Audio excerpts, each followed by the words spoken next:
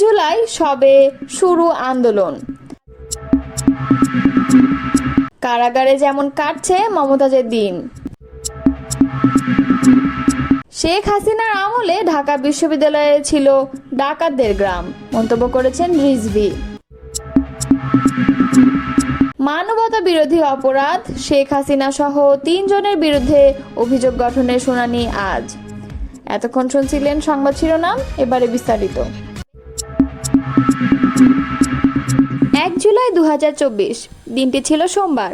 প্রথম ও দ্বিতীয় শ্রেণীর সরকারি চাকরিতে কোটা পুনর্বহালের প্রতিবাদ এবং কোটা পদ্ধতি বাতিলের দাবিতে লাগাতার আন্দোলনের সূচনা করেছে দেশের বিভিন্ন বিশ্ববিদ্যালয়ের শিক্ষার্থীরা।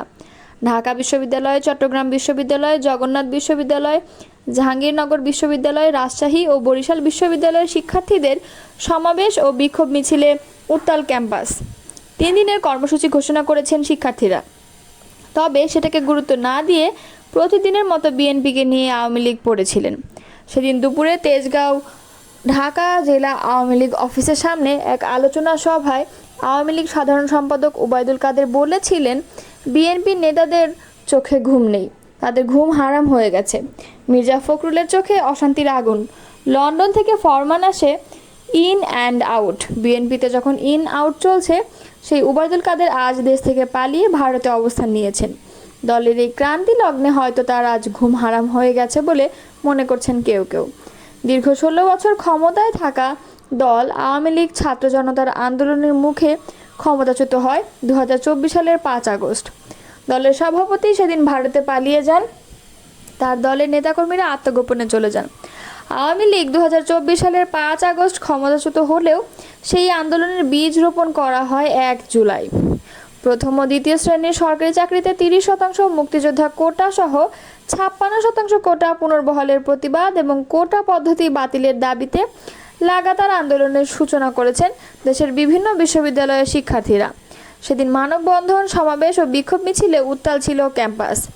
তার আগে ২০২৪ সালের ৫ জুন বিচারপতি KM কামরুল কাদের ও বিচারপতি খিজির হায়াতের হাইকোর্ট বেঞ্চ প্রথম ও দ্বিতীয় শ্রেণীর সরকারি চাকরিতে মুক্তিযোদ্ধা কোটা সহ কোটা পদ্ধতি বাতিলের সিদ্ধান্ত অবৈধ ঘোষণা করেছেন হাইকোর্ট।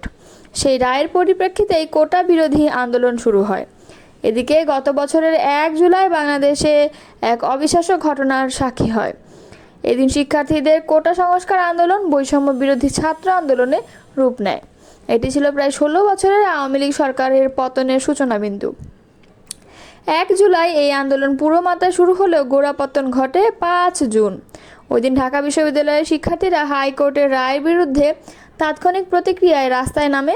৩০ জুন সরকারের পক্ষ থেকে কোনো ঘোষণা না আসায় ১ জুলাই ঢাবি, জগন্নাথ, জাবি, রাবি, চবি, বরিশাল ও কৃষি বিশ্ববিদ্যালয় সহ সারা দেশে শিক্ষার্থীরা আন্দোলনে নেমে পড়ে।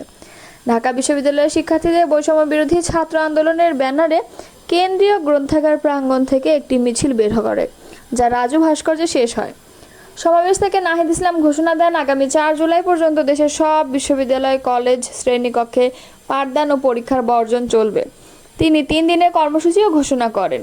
জনপ্রিয় লোকগানের শিল্পী ও সাবেক সংসদ সদস্য মমতাজ বেগম কাশিমপুর মহিলা কারাগারে পাচ্ছেন প্রথম শ্রেণীর বন্দীর মর্যাদা। সংসদ সদস্য থাকায় তিনি এই সুবিধা পাচ্ছেন বলে জানিয়েছেন কারা কর্তৃপক্ষ। মমতাজ বেগম ১.৫ মাস ধরে কারাগারে রয়েছেন। এটি তার জীবনের প্রথম কারাবাস বলে নিশ্চিত করেছেন তার আইনজীবী রেজাউল করিম। কারাগারে সময় কাটানোর জন্য মমতাজ ধর্মীয় বইপত্র এবং পত্রিকা পড়ছেন বলে জানিয়েছেন তিনি। রেজাউল করিম জানান, মমতাজ বেগম আমাকে কিছু বইপত্র দেওয়ার অনুরোধ করেন, আমি তাকে সেগুলো দিয়ে এসেছি। কারা তত্ত্বাবধায়ক কাতালিন নাহার সোমবার গণমাধ্যমে বলেন, মমতাজ বেগম এমপি ছিলেন, তাই তিনি প্রথম শ্রেণীর বন্দির সুবিধা পাচ্ছেন। এই মর্যাদায় তার জন্য রয়েছে একটি খাট, টেবিল এবং নিয়মিত পত্রিকা। খাবারের তালিকায় আছে ভাত, মাছ এবং মাংস। ছাত্র জনতার গণ আন্দোলনের মাধ্যমে গত ৫ আগস্ট প্রধানমন্ত্রী শেখ হাসিনার পতনের পর প্রথম কয়েক মাস মমতাজ মানিকগঞ্জে অবস্থান করেছিলেন বলে দাবি করেন তার আইনজীবী। এরপর ঢাকা ধানমন্ডি থেকে গত ১২ মে আইনশৃঙ্খলা বাহিনী তাকে গ্রেপ্তার করে। পরদিন ১৩ মে তাকে ঢাকার চিফ মেট্রোপলিটন ম্যাজিস্ট্রেট আদালতে হাজির করা হয়। 22 মে মমতাজ বেগমকে মানিকগঞ্জ আদালতে নেওয়া হলে সেখানে উত্তেজনা দেখা দেয়, তার দিকে ডিম ও জুতা ছোড়ার ঘটনা ঘটে। এদিকে ঢাকা দায়রা জজ আদালতের প্রধান পাবলিক প্রসিকিউটর ওমর ফারুকী বলেন, মমতাজ ফ্যাসিস্ট শেখ হাসিনার অন্যতম সহযোগী ছিলেন। তিনি একজন শিল্পী হয়েও দীর্ঘদিন হাসিনার পক্ষ হয়ে কাজ করেছেন।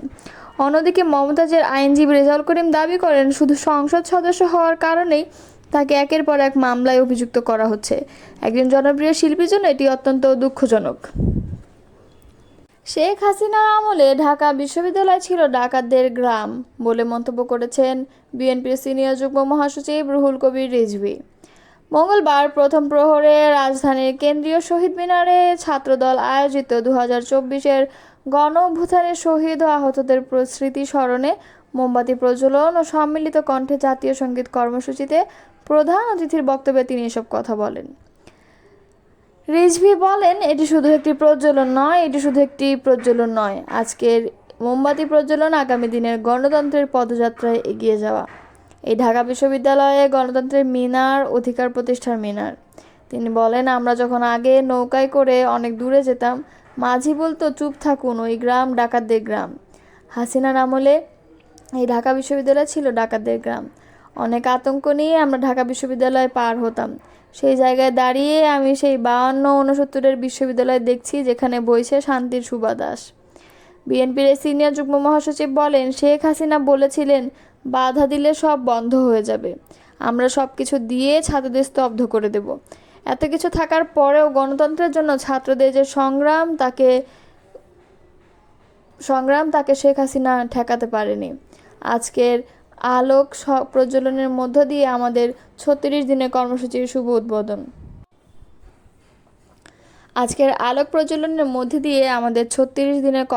শুভ উদ্বোধন। হলো।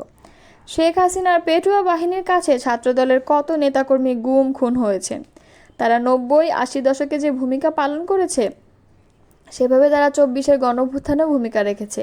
এই সংগ্রাম বাস্তবায়ন করতে হলে আরও বাধা আসবে। সেই বাধা অতিক্রম করতে আমরা গণতন্ত্রের মূল্যবোধ প্রতিষ্ঠা করব। তিনি বলেন, বিএনপি আল্লাহর রহমতে ক্ষমতায় আসবে এবং তারেক রহমান দেশ পরিচালনা করবে। ইনশাআল্লাহ তারেক রহমানের কিছুদিনের মধ্যে বাংলাদেশে আসবে। কেন্দ্রীয় সাধারণ সম্পাদক নাসির উদ্দিন নাসির বলেন, 15 বছর ধরে বাংলাদেশে যে ফ্যাসিবাদ তৈরি হয়েছিল, তার বিরুদ্ধে বাংলাদেশ জাতীয়তাবাদী ছাত্রদল সহ জাতীয়তাবাদী বিভিন্ন দল অংশ নিয়েছিল। ফ্যাসিবাদের আমলে তরুণদের মতামত দেওয়ার অধিকার রাখা হয়নি, অথচ এই তরুণরাই 24-এর গণঅভ্যুত্থান ঘটিয়েছে।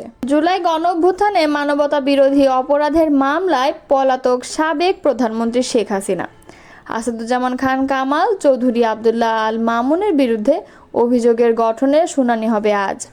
আর এই শুনানি টেলিভিশন ও সামাজিক যোগাযোগ মাধ্যমে হতে পারে সরাসরি সম্প্রচার। এর আগে একজন শেখ হাসিনা সহ 3 জনের বিরুদ্ধে 5টি অভিযোগ আমলে নেন ট্রাইব্যুনাল। সেই দিন দেশের বিচার বিভাগের ইতিহাসে প্রথমবারের মতো লাইভ সম্প্রচার হয় আদালত থেকে। পরে জুলাই-আগস্টে গণহত্যার ঘটনায় মানবতা বিরোধী অপরাধের মামলায় শেখ হাসিনা ও আসাদুজ্জামান খান কামালকে আত্মসমর্পণের নির্দেশ দেয়, নোটিশ জারি করে আন্তর্জাতিক অপরাধ ট্রাইব্যুনাল। পত্রিকায় সেই নোটিশ প্রকাশ করা হয়েছে। এতে বলা হয়, 7 দিনের মধ্যে হাজির না হলে তাদের অনুপস্থিতিতে বিচার কাজ চলবে। 24 জুন এই মামলার পরবর্তী শুনানির দিন ধার্য করা হয়। তবে পলাতক 2 জনের কেউই হাজির না হয় তাদের পক্ষে আইনজীবী নিয়োগ দেন ট্রাইব্যুনাল। এর আগে গত 12 মে তদন্ত সংস্থা শেখ হাসিনার এই মামলার তদন্ত প্রতিবেদন প্রসিকিউশনে জমা দেয়, যেখানে জুলাই গণহত্যার উস্কানিদাতা ও নির্দেশদাতা হিসেবে শেখ হাসিনার নাম উঠে আসে।